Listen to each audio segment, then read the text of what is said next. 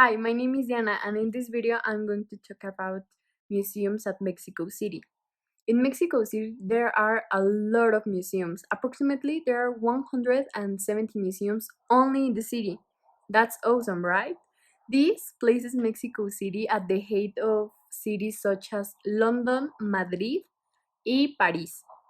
Some of its most recognized museums are the Soumaya Museum, the National Museum of Anthropology, the National Museum of Art, the Museum of the Palace of Fine Arts, and this to mention a few since there are many more museums in the city. But this time we will talk about the National Museum of History and the Frida Kahlo Museum, which are personally my favorite museums in Mexico City.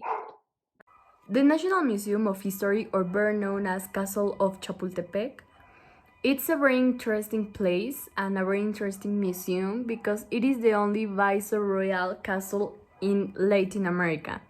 During the colonization, this castle was the official residence of the Spanish Emperor Maximiliano of Habsburgo in 1864. But after the independence of Mexico, this place became a museum. In this museum, you can find a lot of murals and paintings of prominent painters like David Alfaro Siqueiros or Diego Rivera. Also, you can find carriages. You can enter to see the room where Maximiliano of Habsburg used to sleep, and it is a very interesting museum.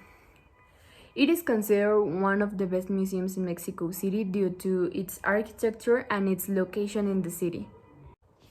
The other museum we're going to talk about is the Frida Kahlo Museum, or better known as the Blue House. This museum is recognized worldwide because it is the house where Frida Kahlo, one of the most recognized Mexican artists of the 20th century, was born and died.